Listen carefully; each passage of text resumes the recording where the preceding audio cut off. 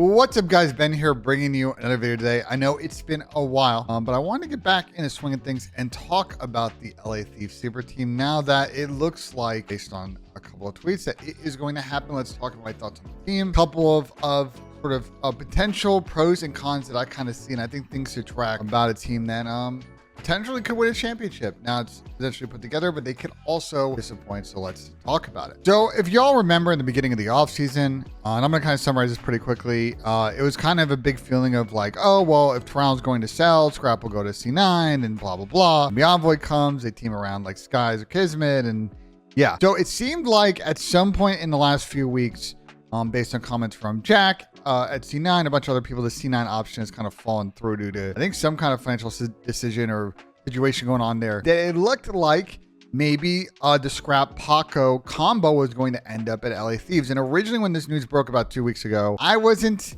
like super high on it. I said on stream, like, I didn't think it was going to happen. I don't see how Thieves was going to spend all the money to make this happen. But the buyouts would be insane. They'd be spending like, you know, like $500,000 or plus to make it happen. Well, it turns out that Toronto, you know, and I got to give them the credit, really kind of, I think, came through on their portion of this. And, you know, Thieves, because the economics kind of made sense for them, were able to actually make it happen. So a couple of days later, Jake Hale tweeted this: LA Thieves are signing Scrappy, Hydra, and Envoy for the Black Ops 6 season to join DanGhosty. And Troy Sander Michaels will also be joining, coming over from C9 with JCap.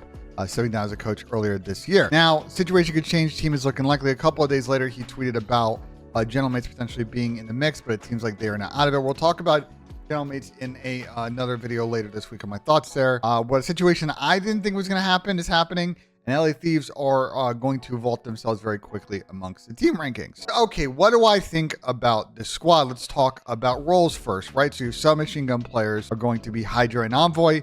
It's a great sub duo, very comparable to the duo that Paco had on his last team. Envoy is a player who's not afraid to take routes on the map, not afraid to always, you know, be a frontline guy to fill gaps as needed. And I think his ability to pair off of Hydra is going to be really key. I think Envoy is going to be someone that will carry bomb a lot in search and be in a lot of situations where he's got to hop on points if Paco is going to push out and, you know, his ARs are still coming off of spawn or whatever. So Envoy is going to be kind of a dirty work player. And then we talk about the AR duo. And again, we're assuming it's kind of a 2-2 split. It might be more of a 3 sub 1 AR game, but I think this team will be fine because Scrappy is one of a couple of like really good true flex players in the scene. He is definitely run a sub a bunch. What we've seen as an AR, what he has done as an MVP level type player, and pairing him with DanGhosty, who has continued to really develop as a player, will be main on this team. I really like, in general, the roles here, and even if it's a 3 sub game, 4 sub game,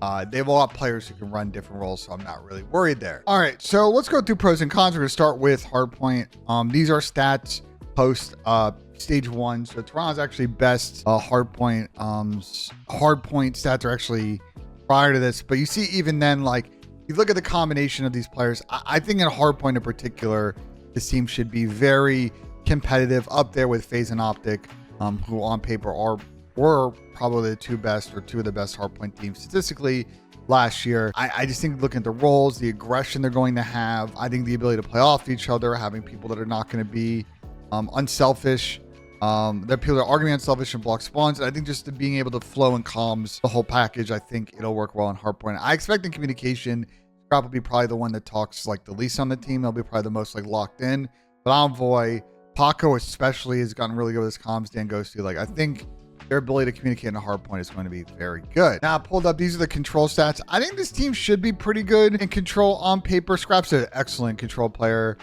Paco is as well.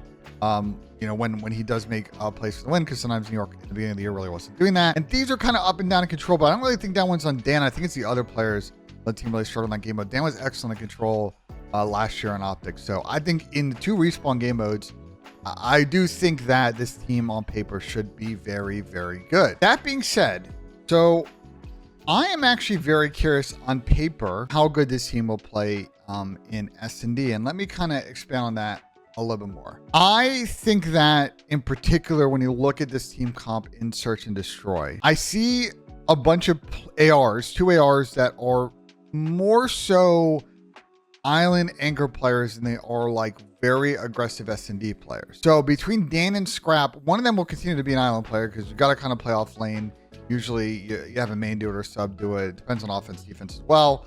You're going to have someone that's kind of holding a site by himself. The other one of the two ARs is probably going to have to adapt. I assume that's going to be Scrap.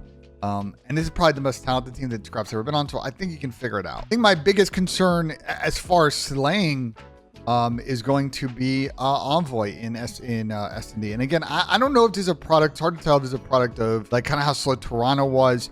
But after Major 1 tournament, Envoy really struggled at tournaments in S&D. You see average of 0.65 at Major 2, 0.79 at Major 3, a 0.92 at Major 4. And he played much better in Search in the last two events of the year. But you see that he is not the most active submachine gun player in the world in S&D. And unfortunately, I don't see that continuing because I don't know if Toronto is, or rather, I keep saying Toronto.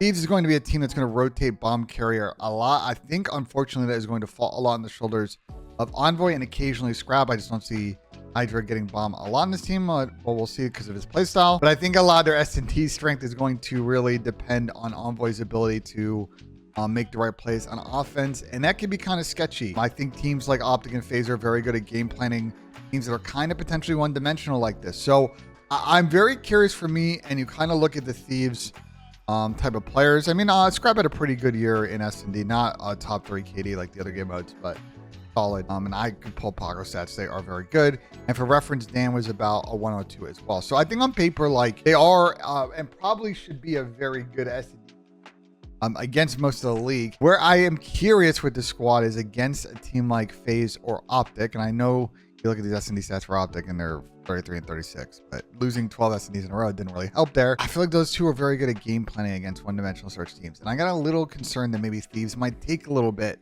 to kind of add a deep playbook to their Search game. So there's one weakness I have or think in that team, it's going to be that game mode. A couple of other kind of miscellaneous thoughts about this Thieves team. One is where are they going to play from? You would think it would be LA.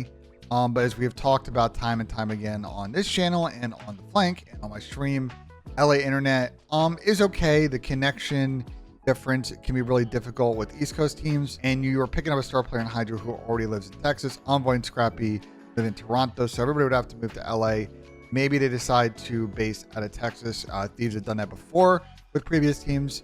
So we'll see kind of as news kind of drops. I think for me, the last thing I want to talk about is Troy Senator Michaels joining for JCap. I really like a Troy combination with Shane. I think they're two kind of different coaches in their approach, but I think they are both very good motivators. I think they're very good at affecting a team culture. And I look at an LA Thieves team that have some very expressive personalities. Dan, very expressive personality. Scrap, very expressive. Paco has started to very much come out of his shell. Like he's a very, fun guy. Dill is probably a little bit more reserved of the four and will be kind of easy to plug in, but being able to manage, I think, some level of ego on this team and kind of, maybe some initial bumps and people having to figure out kind of how they slot into the roles. I think this is a very good ad considering, you lose a coach to the power of cap. You're replacing him with a coach who had a very good last couple of years with New York subliners. And before that, I thought was very effective on Optic Texas. And Chicago Huntsman doing the best that he could in that role. So I like the moves for Thieves. I think my kind of final thoughts are Thieves are really doing the thing that, the way that this market kind of set up and the opportunity they had here with Hydra and Scrap being available and Optic and FaZe being set in their team and not really willing to make a move, there is never going to be a better time for Thieves to go ahead and pick up two top 2 players in Scrappy and Hydra. But if you're LA Thieves, now the pendulum swings from a team that didn't have a lot of expectations to a team that has a lot of expectations. Now can they handle the pressure and the excitement? I'm very curious to see what Nadeshot says in an announcement and kind of how the team manages, the fact that them, Optic, and FaZe are the big 3 now. Great for the scene because those are 3 massive orgs. But can this team meet the moment? I think they're going to win an event this year and be a factor at champ. I'm going to be excited to see them play, and we'll be covering more of their team on future videos on the channel. So yeah, let me know what you guys think of the squad. I really love this LA Thieves team. I think they'll be very fun to watch, but let me know what you guys think in the comments. Like if you enjoyed, subscribe for more. And as always, guys, we'll see you on the next one.